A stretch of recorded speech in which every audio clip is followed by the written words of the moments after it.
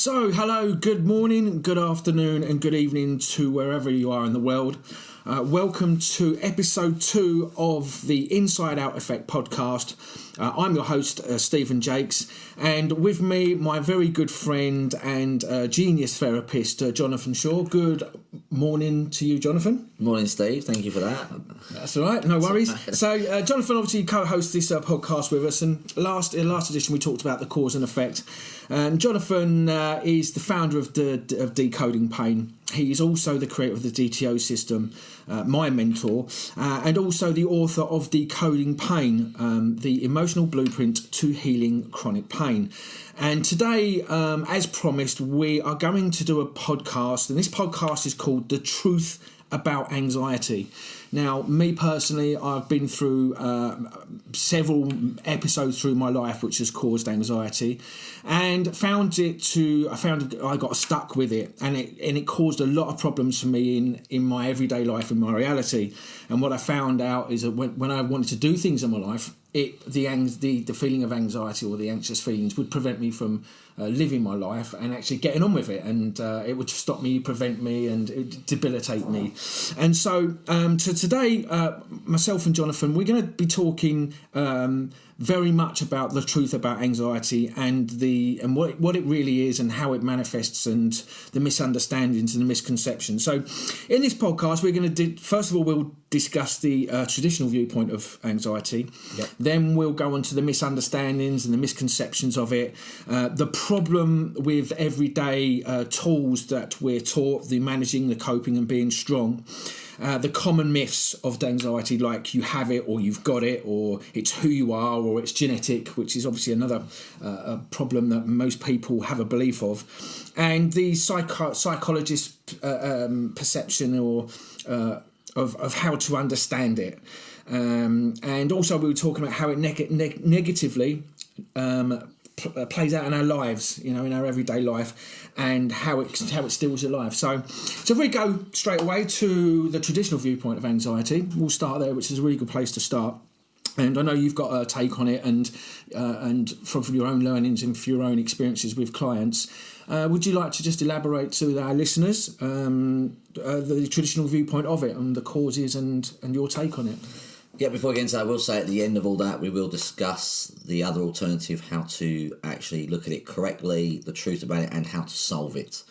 So we will give you a different understanding of it so you start solving the problem.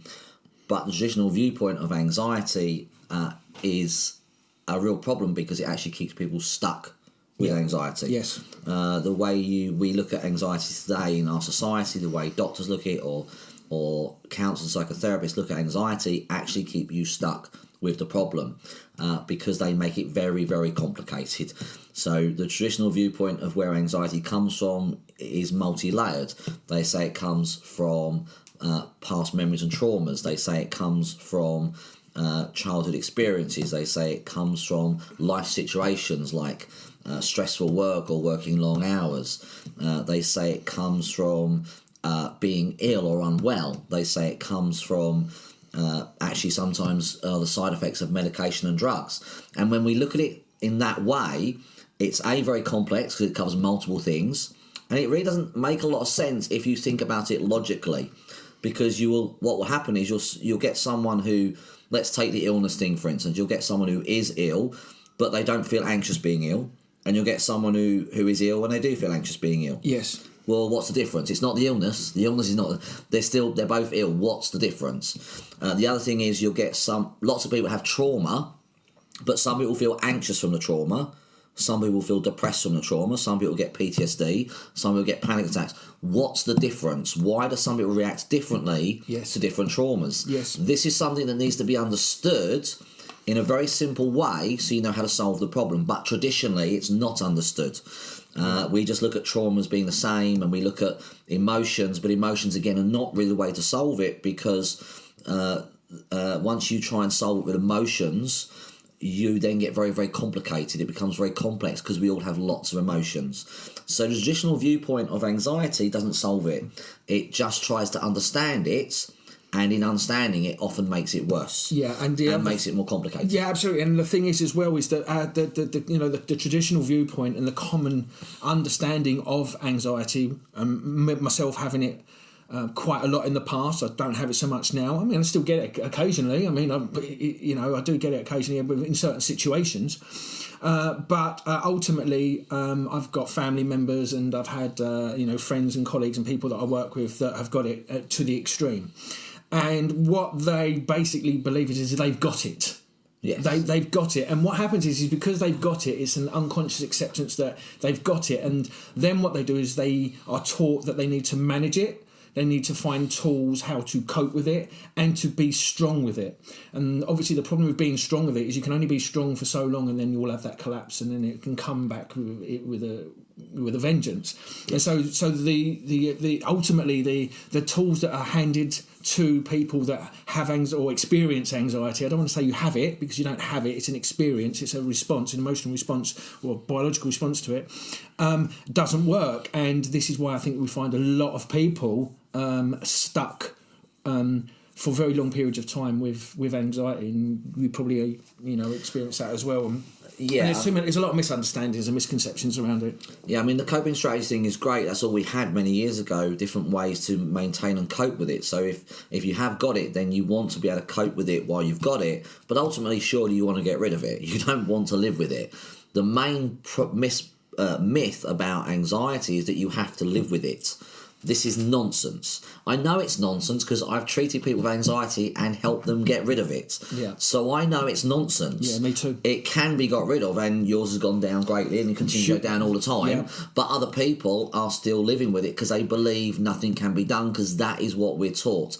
This is a dreadful teaching to teach somebody. Yes. This is appalling, and it goes against humanity. It's just wrong.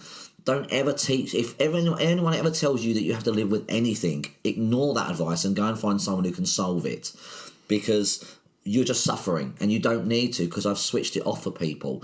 Now, I personally have never actually experienced anxiety. I've had depression but not anxiety. Yeah. I did have paranoia for about 3 months, which is like a double anxiety. And that's where you feel anxious from the front and the back. Yes. And what happened with me was it was a very low level, and I didn't notice it for 3 months because it was a low level. But it actually caused me to attract a slightly minor car accident. Yeah. No one was injured, no one was hurt, the car wasn't damaged, but I was at traffic lights, and because I was feeling paranoid that someone was going to come up to me from behind, I had the same feeling in the car, and someone did bump into my bumper. Yeah, I just want to say, the car. For those of you that probably don't understand that's being attacked from the front and the back, a little bit later on in the pod we are going to talk about what that actually means. But for the sake of this bit right now, you got taken from behind. Because I was having this double anxiety response, I created a slight minor accident, and nothing major, nothing happened, because it was a very low level. But that's one thing that can happen when you are anxious. You can end up creating situations or drawing situations to you that make you feel more anxious. Yes. And again, this is a big problem, because we're taught we can't get rid of it. We just end up controlling it, but then controlling it can also make you feel more anxious, because when you can't control it, you then beat yourself up for not being able to control it. You feel bad about yourself, and you go backwards, and you develop all these beliefs about yourself. And as Steve said earlier on, you've tried to be strong. The problem is with being strong, you're not actually being who you really are. You're trying to be something else. It's not that you're not strong, or it's not that you're weak. You're not being who you are. With anxiety is not about strength. Anxiety is a fight and flight response. It's being triggered by something. You don't have to be strong. It doesn't mean you're weak. It means you need to understand what's triggering it, and you also need to understand that it can be solved, and then use a technique to solve it. Yes. But traditionally they don't teach that. They just want to give you pills. They want to give you coping strategies. Because awareness groups, focus groups, groups to tell you for support groups. But ask yourself the question: what would you rather? Would you rather believe that you have to maintain and control it and live with it your whole life, or would you rather get rid of it? Yeah. I know what I would rather do. And that's what I've done. When I had my depression, I didn't want to believe I lived with it. I wanted to get rid of it. So I sought out a way to get rid of it. And people who come to me with a problem, they want a way to get rid of it as well. Yeah. Well, I mean, there's some of the people that obviously I treat and speak to have this misunderstanding or this misconception or this myth that it's genetic. And I've actually had people say, well, my grandma had anxiety and my mum had anxiety and I've got it. So, you know, what's your answer there? You know, it's in the genes, it's genetic. And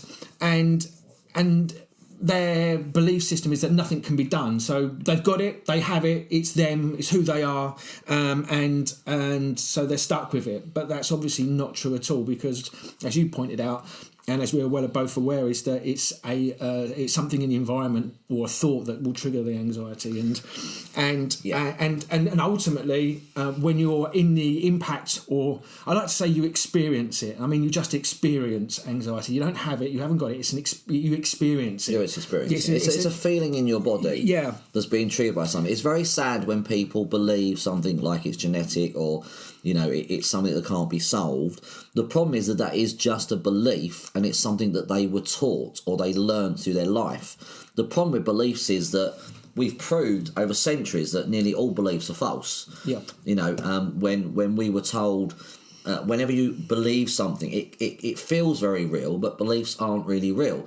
Like Roger Bannister, who ran the mile in under a minute. Well, when he said he wanted to do that, he was told his body would explode by all the experts and the scientists.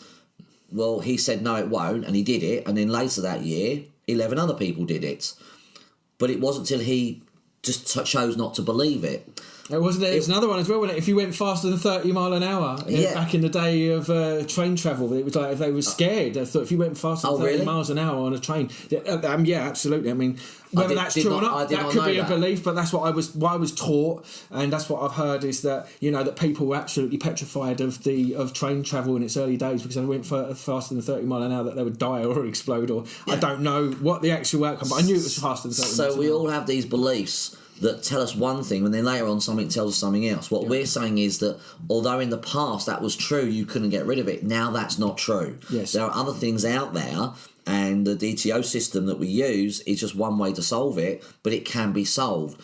To solve it, though, you have to let go of the traditional viewpoint of it, understand what's really causing it, and then understand how you can change it. Yeah, well, you've got to let go of your understanding of it. You've got to let go of your understanding of it. You've got to let go of your opinion of why it's there, because if you don't, you're going to get stuck. And I know how hard that is, because I've had to let go of a lot of my opinions about what I've been taught as a therapist. Yes, me too. A lot of things that I was taught to be as a therapist didn't work for me and were actually keeping me stuck. And I know how hard it is. And one of the things that the DTO system does, it actually helps you unlearn everything so you can go back to being you. And when you do that, things change and heal. But the main problem is with anxiety is the way that we understand it today is incorrect, and the way we treat it is then incorrect. Yes. We need to change it. We need to look at it from a different point of view. And once we look at it from a different point of view, we can use a different technique to heal that cause. And once you do that, it goes. And I can say this because I treat quite a few counsellors and quite a few therapists. I've treated them for anxiety. One of my clients, she was training to be a counsellor, and she came to me, and she was about, I think, a year or a year and a half into a counsellor training, and all of a sudden she developed anxiety. She'd had it for about a month and a half, 2 months, something like that. And she went to her coach, and the coach had told, who was teaching her counselling, and the coach said, well, there's nothing you can do, you have to live with it. That's insane. She's learning counselling, gets anxiety, then goes to her counsellor, and the counsellor says you have to cope with it. Yeah. How insane is that? That is mental. Yeah. So she actually got referred to me by her aunt. It was lucky that her aunt knew of me. Yeah. She came to me. She was very sceptical because she'd learnt something in counselling that you couldn't solve it. When I showed her a different way of looking at it, and I said, we'll do this, this and this, she was still sceptical, but I don't mind that. She was just open to try it. And within 4 weeks, her anxiety had gone. It had vanished. Because I treated the root cause. Yes. I treated what had actually started it, what had actually triggered it off. I solved that, and then her anxiety went. Yeah. Whereas if she'd listened to a counsellor, she'd have been stuck with anxiety for years. Yeah. Now, Which I think a lot of people, to be quite honest, are. Yeah, I mean, I know right. people that have had it. I mean, I've had conversations with people that have had it for 10, 15 years. Yeah. And I feel so sorry for those people, because knowing what I know now and knowing how very, very quickly and easily it is to identify and go to the cause and actually switch it off, that person's been 15 years of anxiety or experiencing it, whether it's happening every day, every other day, once a month, whatever, to have that for that period of time and it actually it steals your life. It can actually take your life away. It can stop you going places, like you have anxiety about flying, or anxiety about driving, or anxiety about having a relationship, or anxiety about going out, or there's a whole load of stuff about having children. About it really does actually have a massive impact on your everyday experience of life, because not only do you not experience it, but it also prevents you from experiencing it. It will prevent you from doing things and living a very happy life. And it is a thief of life and an experience, which I think is a big shame for the many, many hundreds of thousands, if not millions, of people that around this world who have been blessed with life on this planet to live and haven't been able to live because of the experience of anxiety that actually it steals their life, and they can become housebound, or they just don't live. They merely exist. They just get up, sleep, eat, do whatever. And what's really tragic is everyone's talking about anxiety and depression at the moment, but the way they're talking about it is still from a traditional point of view, so they're never going to solve it like that. Yeah. If you want to change something and heal it, you've got to look at it a different way. As Einstein said, the definition of insanity is doing the same thing over and over again and expecting a different result. Yes. If you keep looking at anxiety or depression the same way, you will never change it. You've got to look at it a different way. Yeah. And please don't misunderstand us. We're not putting down counselling or any therapies. What we're saying is, if that thing is not solving it, stop doing that thing. That thing's not going to work. Absolutely. What we're putting down is saying stop doing things that don't work, because that's insane. Why would you want to do that? I don't care what it is. If it's not working, if it's not solving the problem, why would you keep doing it? Yeah, and that can even lead on to the symptom management of tablets, because if you've been taking tablets for 5 years, 4 years, 3 years, 10 years, whatever, and you're still getting anxiety, the tablets aren't working. No, it's exactly. not working at all. No, exactly. And what happens is that and then when your tablets start running out, you get anxious about not having your tablets to take about the thing that actually doesn't work. That's right. And it is verging on the insane, but we're not saying that you are insane, but it just doesn't work, and like you said, you need to look at it differently and actually find something that will switch it off or stop it or get rid of it, not live with it and cope with it. And I think that the DTO system is very, very good in identifying the cause of it, switching off the cause, then the symptom no longer exists. And that's all you need to do, identify the cause and then switch off the cause, and then the problem no longer exists. It really is that simple,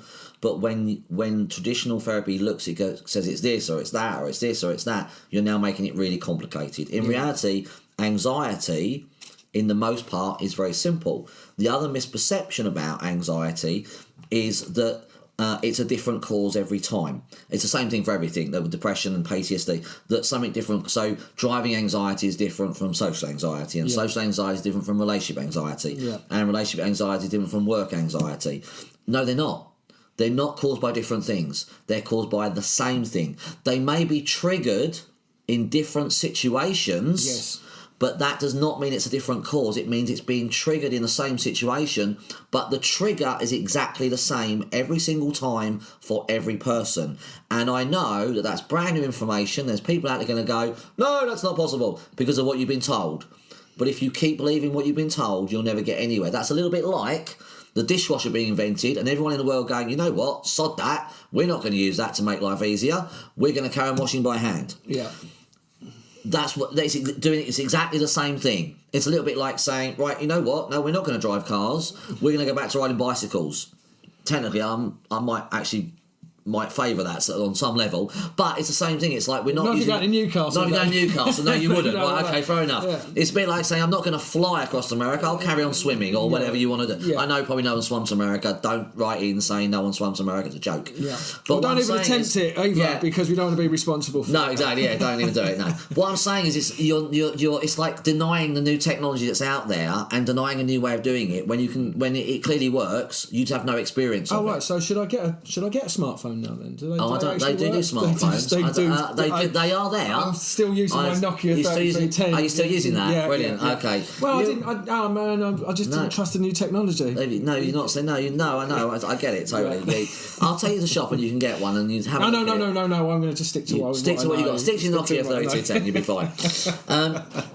It's exactly the same thing. We're making light of it, but it's the same thing. Nobody has a problem moving forwards with technology, but for some reason we have problems moving forwards with health and healing. Yeah. No matter what it is. Emotional stuff. Emotional stuff, physical stuff. Yeah. We have a problem with moving forwards with that, but technology we're absolutely fine with. This makes no sense because our health is the most important thing. If we don't have our health, we can't use the technology for what we want to use it for. We can't drive. We can't go to work. Yeah. We can't go on holiday. If we don't have our health, we can't do the things we enjoy. This is the thing that frustrates me the most. Everyone out there spends all their money and all their time and effort on the new car, the washing machine, the new phone, the new tablet, the proper school. But they never take care. The new sofa. Yeah. But they don't take care and think about their actual health and wellness. Now, that's partly because we're taught we can't change our health and wellness, so we're stuck with it. And I also think as well is that we're taught that, and what we've learned, and we're taught that if we go and buy something or go to something external, we get the temporary relief from the thing that's causing it. So, for example, we talked about this in the cause and effect, but, people will go to sex or drink or drugs, or then what will happen is that it will free them from their current, where they are. It will give them a temporary relief and then it comes back again. Or, for example, if they're feeling down or they will say, oh, I know what it is, I need to decorate the house, or I need to buy a new sofa, or we need a new TV, or you get a new car. And literally what will happen is that you'll have a temporary relief for 2 or 3 weeks, and then once the emotional refractory period drops from that and you'll go back to normal everyday life, the problem then reappears, and so okay, well I need to go and buy something else, and because it worked for a very short period of time, you had that temporary relief from it.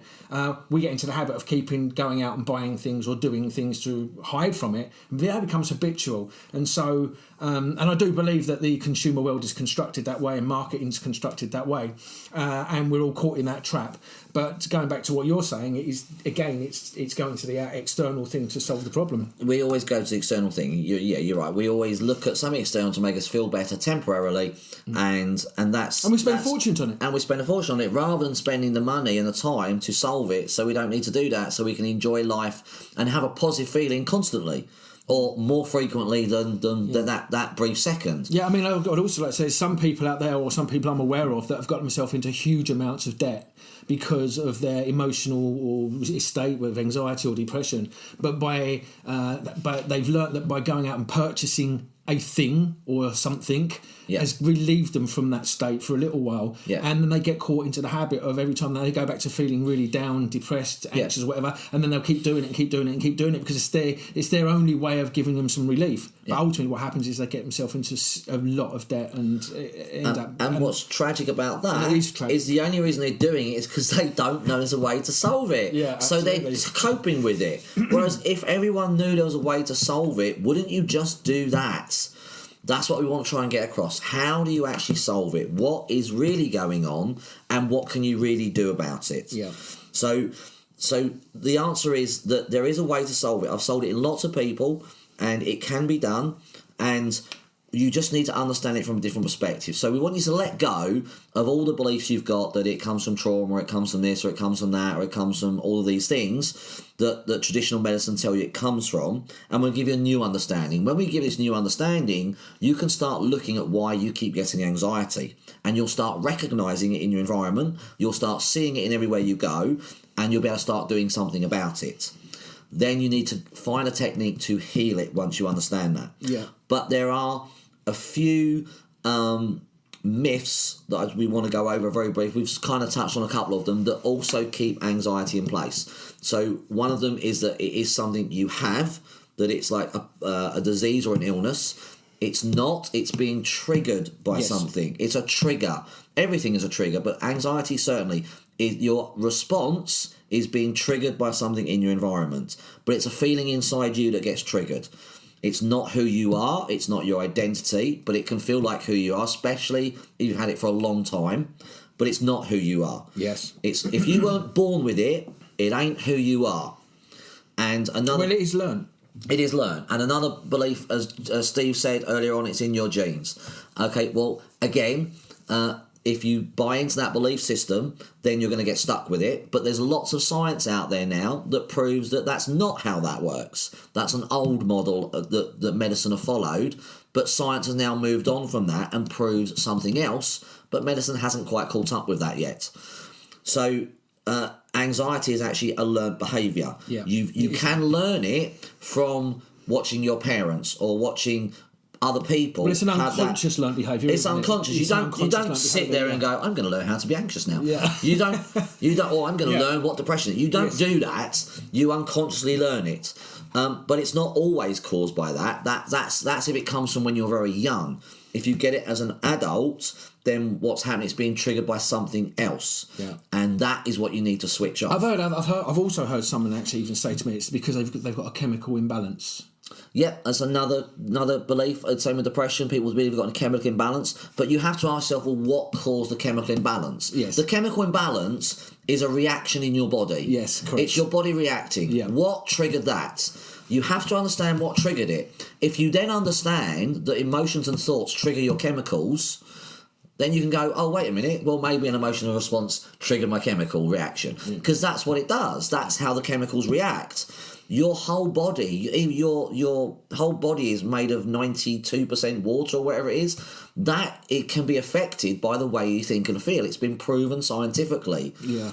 Everything in your body is affected by the way you think and feel. Yeah. But the way that what we think and feel is looked at or analysed is incorrect. So it makes it complicated and it makes it seem airy-fairy and woohoo because people don't understand it. Yeah. But actually, if you understand it correctly, it's very logical, it's very scientific, and it works, which is what's more important. Yeah. Does it work? Yeah. Yes, it does. And I can say that categorically because I've done it with myself and other people. Yeah. Lots. Yeah, and the other thing as well is that, the other thing I'd like to reach out to is just because you experience anxiety doesn't mean you understand it. I've actually several times got into conversations with people and they've questioned, well, how do you know what anxiety is? I get it all the time. Great, so you get it all the time. That means you experience it. It doesn't mean you know what it is or how it works or what causes it. Just because you experience it actually doesn't make you an expert in it at all. It just makes you an expert in feeling it. That's absolutely correct.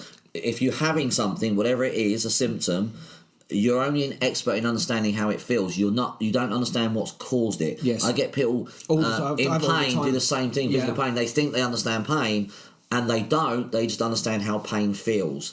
And we're not trying to put anyone down for what they're thinking or feeling. We're trying to get you to look at it differently. That's the key thing here. We want you to look at it differently so you can solve it. We don't want you to be suffering any longer. Yeah, and the only way to solve it is to look at it differently. So if you're experiencing something, as Steve said, you're an expert in the experience, but until you've solved it, you're not an expert in understanding it. Yes. It always baffles me when people choose someone to go and see to help them. They don't actually choose an expert. They choose someone who has a technique. To choose a therapist that you want to go and see about a particular problem, they must fall under a certain category to be able to help you. They must have either experienced it themselves and solved it themselves, in themselves, or they must have solved it in at least 10 people. Yeah. Otherwise, they're not experts. Yeah. If they're just a therapist who has a tool that sometimes works and sometimes doesn't, that is no good. Yeah. That's like hiring a plumber, it's like wanting to hire a plumber, but not actually looking up a plumber who's the expert.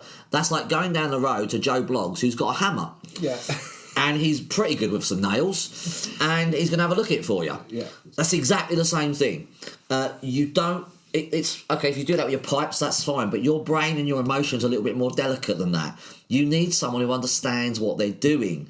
That doesn't mean necessarily a counsellor or therapist, because their viewpoint of it says you can't change it. And what they're going to try and do is get you to understand it. Yeah. And when you're in the understanding of it, thus you have got it. You have it. You experience it. Well, you know. Yeah. When you understand it, you think you understand what's causing it, but understanding makes it worse, because you now then can't solve it. But you've understood it from the wrong point of view. Yes. You've understood it from traditional viewpoints. And sometimes understanding can make you feel worse. I have clients, like counsellors, they come to me, or therapists, they've come to me, they understand it from the way they've been taught, and that makes them worse. That actually creates more emotions and more belief systems, because they understand it, so why can't they solve it? And I'm a failure, and blah, blah, blah. Yeah.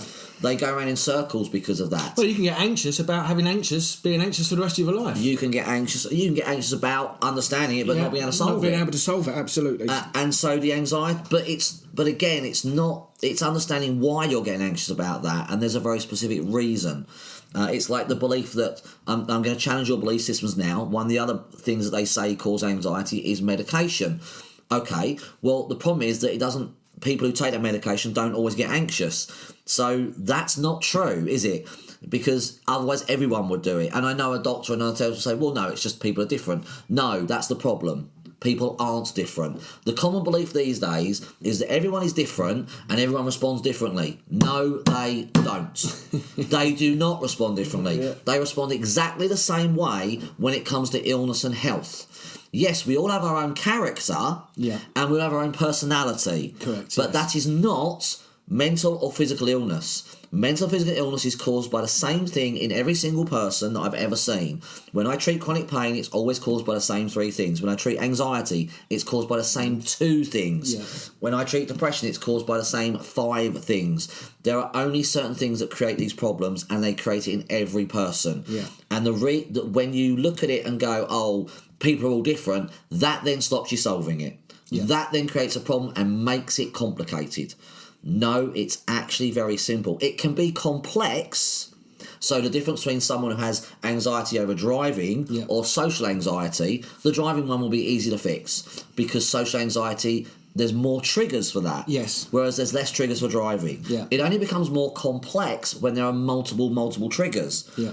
But that doesn't mean it's complicated. Yeah, I mean, it's a case of just going back to each of those triggers and switching those triggers. But it's still the same cause. It's being triggered 1,000 times instead of 10 times. Yeah.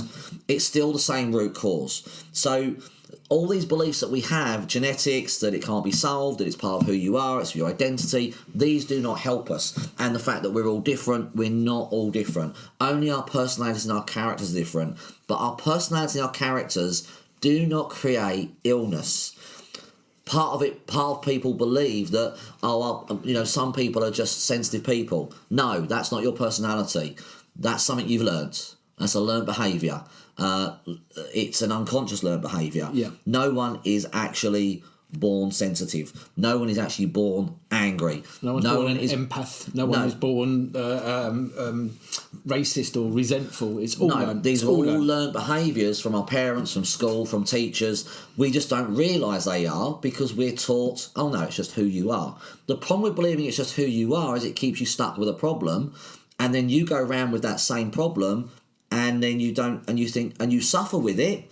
So whatever it is, you're still suffering with it, and deep in your heart, you know you want to change it. Deep inside, you know you don't want to feel that way, whatever it is, whether it's anxiety or being sensitive or depression or pain. You know you want to change it deep down. You wish you could, but you've been told it's who you are, and now you're stuck. Yeah, I think one of the things as well is that, which is a big problem for me and for a lot of other people, is that what happens is that when they're actually in the impact or experience anxiety, that's when they want help. They want help. They will do anything for it to go away. They don't like the feeling. They don't like the experience. They don't like what's actually happening. But so it's at that point when you want to do something about it.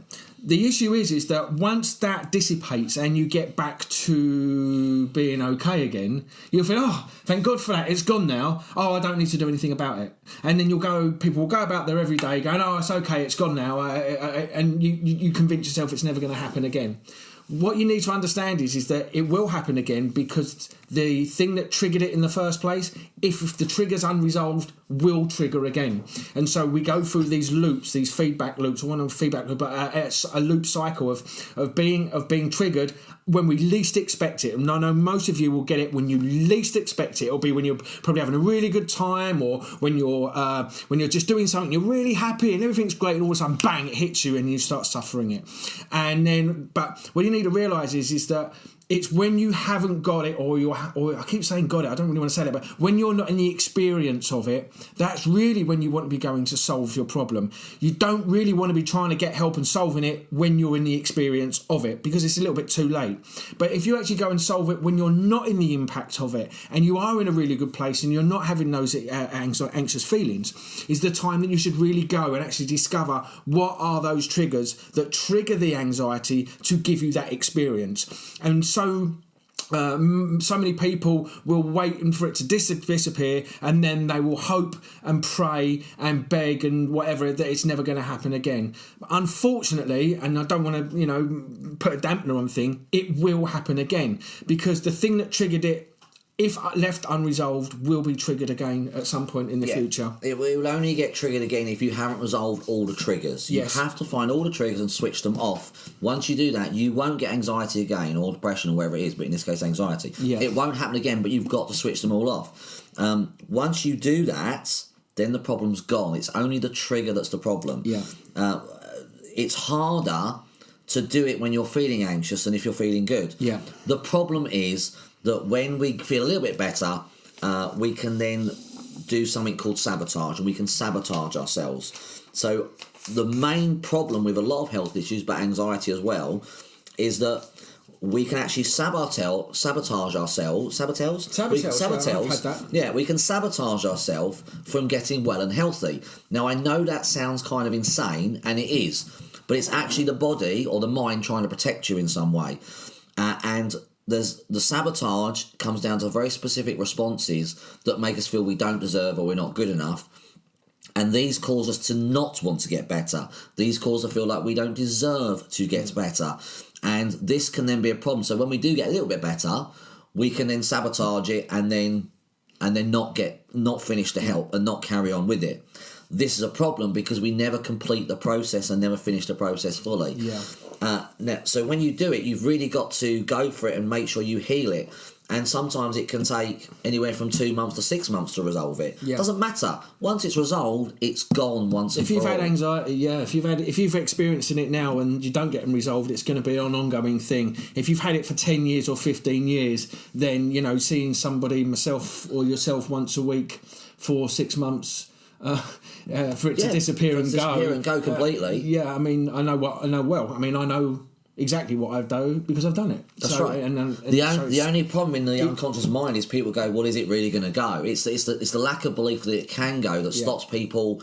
If we could say to you, "Look, take this pill, it's going to go," you'd be like, "Oh yeah, they'd all be queuing up." You'd be you want the proof that it can go, but we can't prove it to you until it goes. I find it absolutely mad that people will queue up for their tablet, to take the tablet for anxiety, and for it not to go. Yes. They will queue up. Right. They will queue up. They will do everything in their power to make that appointment to get their tablet for their anxiety, even though it keeps them stuck. But then they won't do it to actually get rid of it.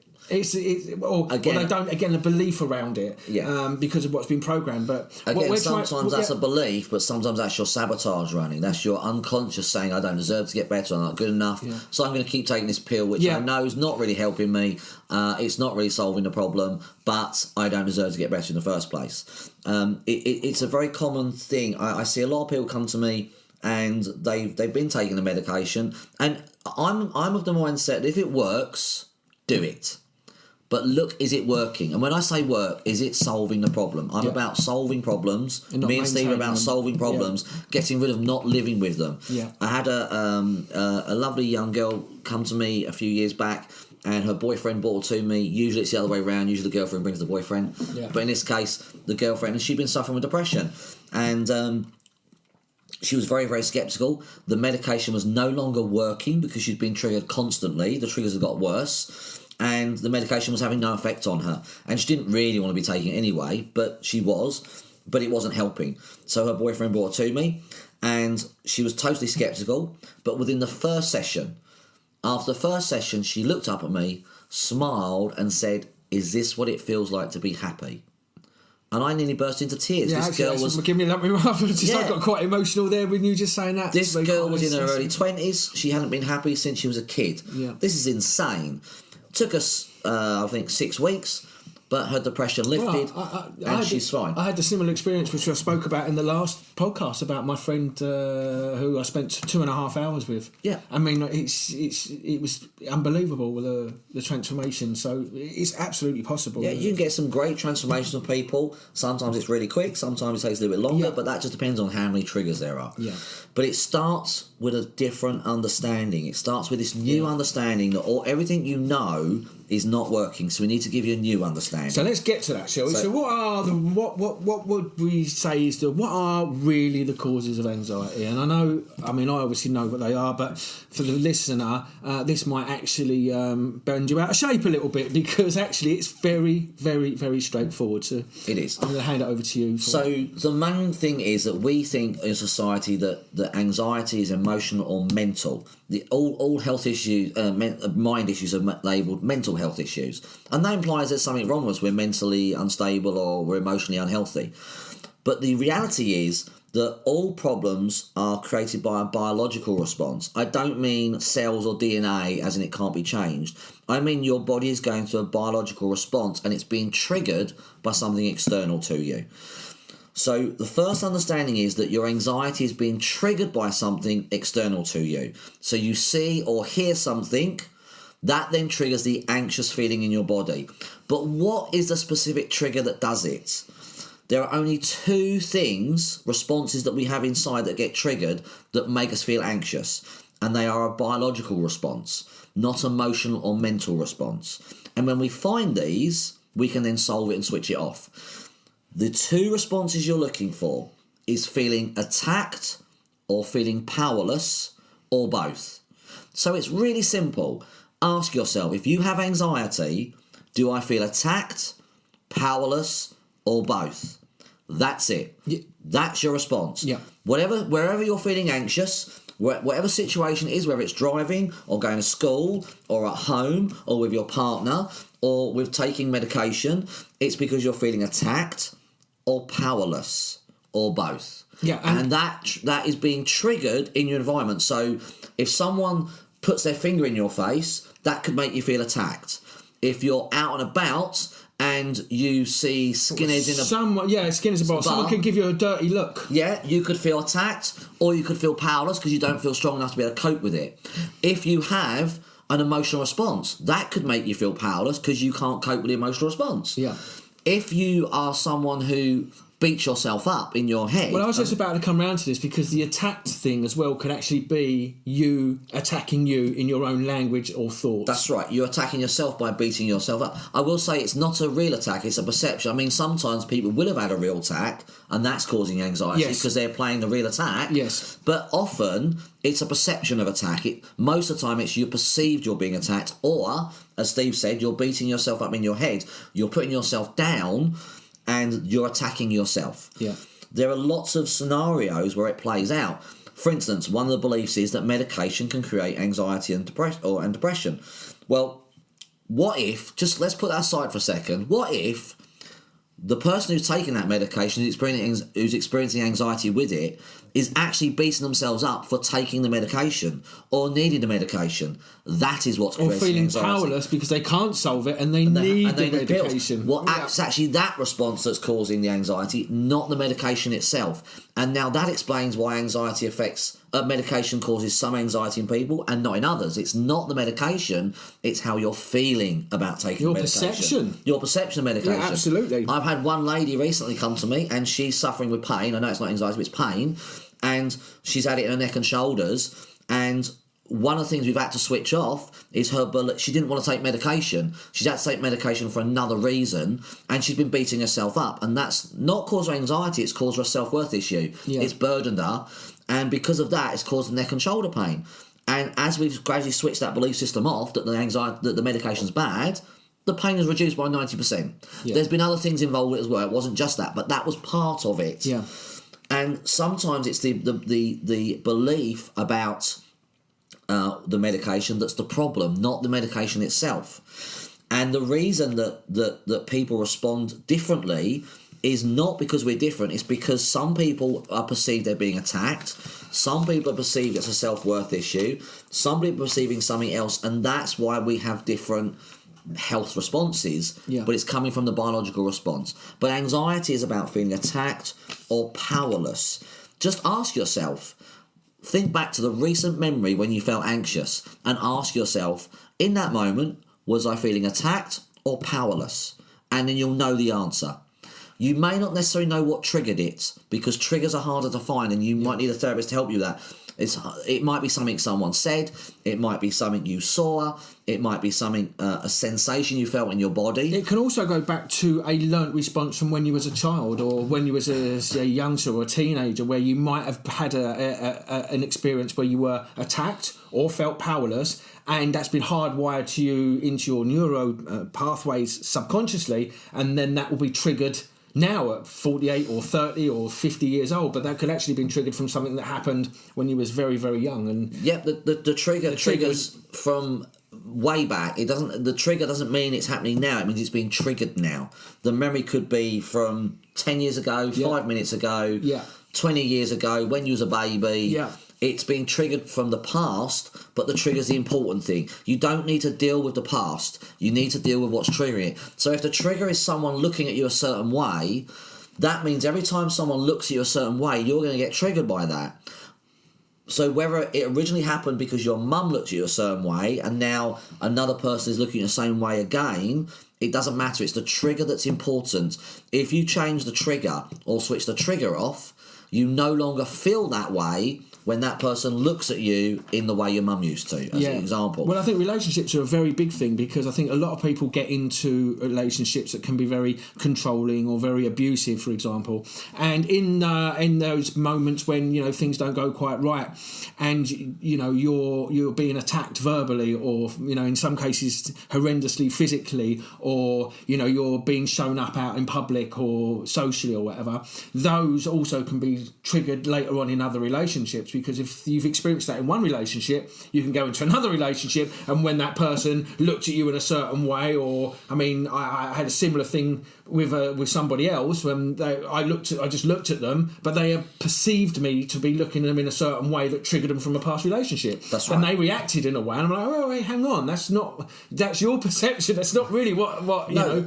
But those emotional responses can, especially in times of being attacked and feeling powerless, in relationship stuff, can actually really manifest themselves out in the present moment in all types of relationships, because it will sort of, like, I want to say, infect every part of your relationship spectrum, if you know what I mean, if it's a good way to put it. Yeah, you're right. It can affect you in all areas, in all scenarios, in all types of relationships, depending on where the trigger is. Yeah. If the trigger happens with a friend, or with a colleague, or with a personal relationship, or with your kids. Boss. I've had people being triggered by their own kids, and it's happening in different ways. It's either because the child reminds them of their ex-partner, because they look very similar. It's not the kid's fault, the kid's not doing it, but I've had people be triggered to anxiety because their partner made them feel anxious, and when they look at their kid, it triggers the same response. Yeah, very much. I've had people get overwhelmed and things because the child triggers a guilt or a shame in them about something. And that can make you, and then you attack yourself and beat yourself up, and that then creates anxiety. It can be triggered in lots of different ways, but at the moment, don't try and look for the trigger, because that's complicated. That's where you need help. What I want you to recognise, what we want you to recognise, is whether you're feeling attacked and powerless. So put all the other things you've been taught aside, because everything you've been taught so far, if it hasn't healed your anxiety and it's gone, it ain't working for you. Stop it. Very, very simple. It's basic. It's basic rule of thumb. You don't get in a car and sit in the wrong way in the car, or try and drive the car with it not in gear, and keep doing that, thinking it's going to work one day. One day I'm really going to be able to drive. I won't bother. I'm not going to put it in gear because there's no point. No, I'm just going to drive down the road. Over. That's what it is. Yeah, you don't do things the wrong way forever. You don't when you're a baby. You don't stand up and fall over and keep doing it the same way and keep falling over. You learn to do it a different way until it works. Otherwise, we'd all be crawling around in this world. Yeah. All right, there's the exception of some people, obviously. But we're walking around very strange walks like Monty Python. That's right. That's what I learned. It works. It works. No, we learn the way that works eventually because we don't, as babies, we don't keep making the same mistake. Correct, yeah. Unfortunately, with health, we don't do that. We keep making a mistake over and over again and doing the way that doesn't work. Yeah. So, well, the other thing as well is that, people will go and get advice from people who haven't got a bloody clue what they're talking about. That's brilliant. Yeah. I love my mum. I love her to death. But I'll just make a comment. And I'm feeling a bit down today. Like my son went home last week back to Ireland, and I was feeling a bit down. And off she went. Oh well, you know what that is? It's because you're not eating and you haven't had any breakfast, or it's because of this and it's because of that. And I'm like. No, it's not. No, it's not. I'm feeling a bit down. I'm feeling a bit down. Exactly. But everyone's always got some... And what they've done is they've heard it from somebody else. They information repeat. Yeah. And you've got to be very, very, very... And I'm going to say this to everyone. You've got to be very, very careful about what you take from other people, because those people haven't got a clue. They might... Just because they experience... And this goes back to experiencing. Oh, yeah, I get anxiety. I get it all the time. Now they're an expert in it. They're not. They're an expert in experiencing it. So you've got to be careful not to get advice from that, because that person's not going to help you. Be very careful who you listen to. Yeah, that's very, why very, I said very careful. Early on that an expert is someone who's either sold it in themselves, as in they had it, and they healed it and they no longer have it, or they've healed it in at least 10 people. Yeah. That is an expert in the problem. Yeah. If it's someone who has the problem, that's just someone, as Steve said, knows experiencing it. Yeah. But you want someone who's how to solve it. If you want someone who you want to keep your anxiety, so if you're on this call, you're listening to it, and you'd want to keep your anxiety, that's okay. By all means, keep it. We can't help you. Yeah. Go and find someone who experiences it like you and moan about it for the rest of your life. Yeah. Fantastic. Yeah. I'm totally up for people doing that. We want to help people who want to get rid of it because we wanted to get rid of it. Yeah. I did not want to feel paranoid. Steve did not want his anxiety. None of the clients who come to me want their problem, but they all do have the belief systems that it can't be solved, like we've explained, but they're just open to new ideas and they never give up. One of the things about me is I'm a stubborn bastard. Yeah. I never give up. I do throw my prams at I throw my toys out the pram, and I get frustrated when something's not working, but then I'll go back to drawing board, I'll sit down and go, right, wait, that's not working, let's do something different. But the stubbornness in us has actually been the skill, not the skill, it's been the thing that's been enabled us to carry on climbing that wall until we got over it. That's right. And that really has. And, people go, oh, you're too stubborn, you need to... Well, actually, it's really benefited me, because I could have quite easily 4 years ago, 3 years ago, 5 years ago, 7 years ago, have just given up and just been, an emotional wreck and decided to accept everything for the way it is and become a bit of a victim and give up and all the rest of it and lose hope. But the stubbornness of wanting to be able to resolve all of my... the issues that I went through, and I went, like I said in the last podcast, I went through some lots of stuff, but I didn't want to be like, I didn't want to feel that way, I didn't want to be that way. I knew that there was a better life for me. I knew that if I could resolve all of this stuff, then I can start living my life again, with the experience of the past, but also from living from a better place, because it is us that creates all of our problems in our life, and by going and resolving them now, I mean, my life right now is great. I mean, it's getting better every day. But if I wasn't being stubborn, and I would have, I would still be where I am. So you have to keep persevering. You've got to really want it, haven't you? You've got to really want. The only people who fail in life are the people who give up. The people who don't keep trying, because not everything's going to work straight away. I mean, I learned loads of techniques. EFT, theta healing, matrix re-imprinting, to heal a lot of my problems. And they work to a certain degree, but for me, they didn't totally solve my problems. I'm not putting them down. I'm just saying they didn't totally work for me. So I had to keep searching. If I'd have given up, I wouldn't have found DTO. I wouldn't be in the position I am today. I wouldn't have healed my relationship with my father to the degree I did before he passed. Yeah. I'm still working through that, but I can now because I have a tool that works. Yeah. In the past, I didn't have a tool that worked, so I couldn't do it. It didn't work for me. Yeah. It's about finding what works for you. The problem is a lot of systems out there, they don't work for people because of the way they look at things and the way they try and solve it. So it wasn't the things out there. I did counselling as well for a problem I had. It kind of half worked for me, and then the problem came back a few years later. Yeah, same for me. And it wasn't. It got re-triggered. Actually, it got made re-triggered. it worse for me, but I don't want to put it down. No, I went to CB. I went to a guy who counselled me. He was actually my therapist. He was a very good counsellor, and he helped me understand the problem a little bit, and it calmed me down. But then it got re-triggered about 2 years later, and I was stuck with it again. So it didn't totally work. When I found DTO, it worked beautifully. I was able to fix it and solve it. Yeah. Because I'll tell you what I think what's important is that, you know, most treatments, therapies are dealing with, we as we both know through the reboot program that we've done, is there's two parts of the brain. There's the neocortex and there's the mid-limbic, and there's the unconscious and there's the conscious. And I think what's happening is that what we think is that if we go from the awareness, the conscious part of the brain, where we talk about it and think about it and have language for it, that's where we're going to resolve the problem. Well, we both know that has no influence on anything. No. It's just where we understand stuff. And actually, it's where all of the unconscious learnings and feelings and emotions, where that all comes from, that's where all of our traumas and our pain and our behaviours and our responses come from. And what the DTO system does for me is it bypasses all of that and goes straight to the emotional response, or what it is that the trigger, which is happening unconsciously, and just switches them off virtually instantly. And that for me is like, it's genius, really, considering how simple it is as well. And that's where I think a lot of them fall over.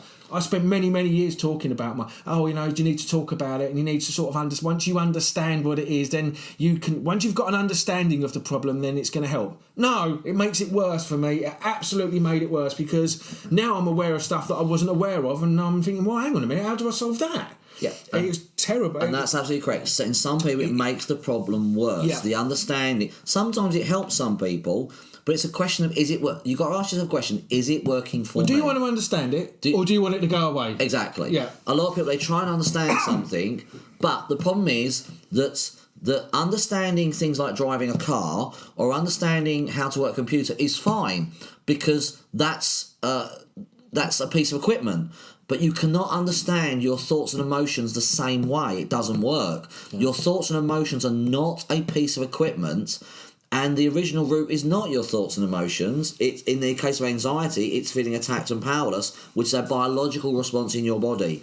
Yes, the thoughts and emotions kick in afterwards, but that's the response you've got to go after first.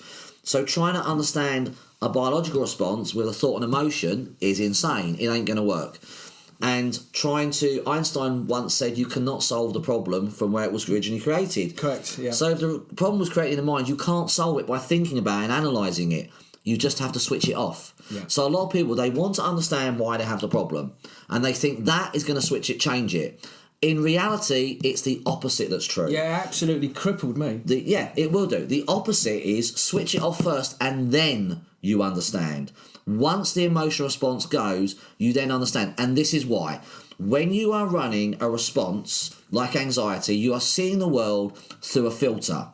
That filter's gone in front of your eyes, just like you've been to an optician's, and he put those funny glasses on you, and he put one of the red things in front of you, one of the red films. Yeah. So if you imagine anxiety is the red film in front of you with those funny goggles, you're now seeing anxiety with the world through that red film of anxiety. So now every thought you have to try and understand is going through the red film. You're seeing the world through the red film. Yeah. You're not seeing it the way it actually is. So every thought, every understanding you come to is based on the red filter that you're seeing the world through.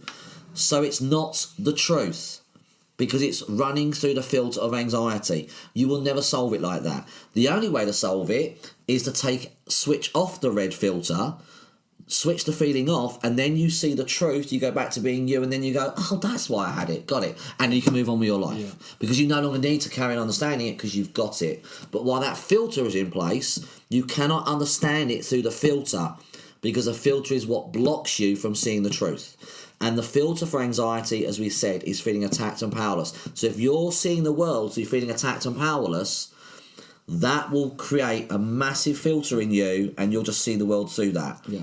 You've got to get rid of the filter, and then you'll see the truth of what's really there. So just ask yourself, what we want to leave you with today is this understanding. When you're feeling anxious, ask yourself, do I feel attacked or powerless or both? And I can guarantee it'll be one or both of those things.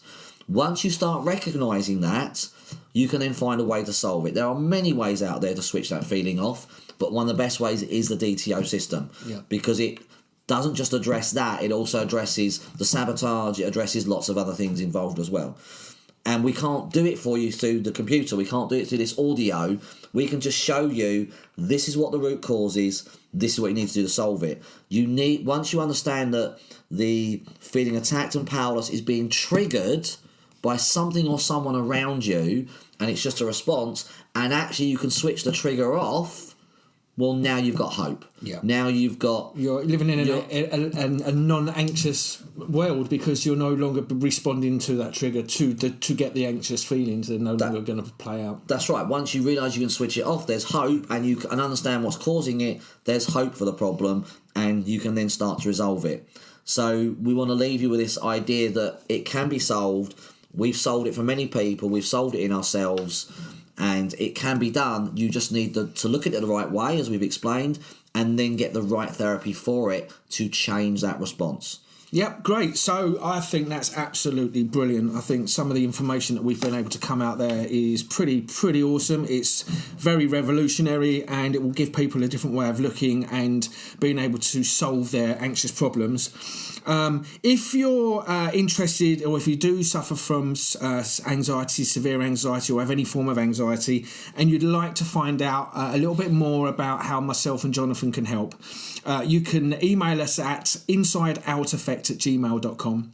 And what we will do is we'll obviously then everything in confidence, and we'll be able to get back to you, and you can tell us exactly what you're experiencing, and we can obviously help you there. You can go to my website, which is www.healingthemind.co.uk, where you can contact me there, or you can go to Jonathan's website, which is www.decodingpain.com, and you'll be able to get a little bit more information about the stuff that Jonathan does, working with pain, depression, anxiety. I don't do the pain bit, I just do the emotional stuff, the anxiety and the depression and all the other bits and pieces. And so we really do hope that you have taken a lot of learnings from this, and it will really benefit you in order to solve your anxious problems. So I really thank everyone for listening and joining us. Like I said last time, we're going to be doing these quite regularly. I think next week we're going to be doing one. We're going to do one on depression or fight and flight. We're going to do depression. We'll do depression next week, because obviously that's quite a big thing, and I know that runs quite close to your heart with recent events with people that you've known. Yeah. So once again, we really thank you very much for listening, and hopefully you'll join us on the next edition of Inside Out Effect, where we'll be talking about depression.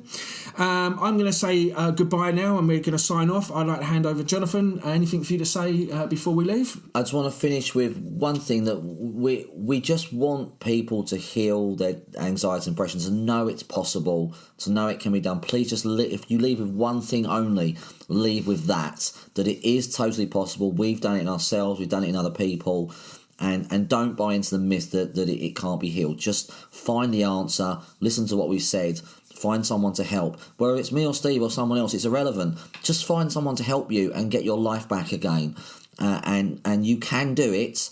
One of the things that has helped me help other people is my belief in them, that they can heal it and they can do it themselves. Yes. And I believe that everyone can do it. So keep persevering, don't give up, and you will resolve it. Brilliant. Thank you, Jonathan. Okay, ladies and gentlemen, we're going to say goodbye. Have a really good week wherever you are, and we'll see you next week on the Inside Out Effect. Goodbye. Bye.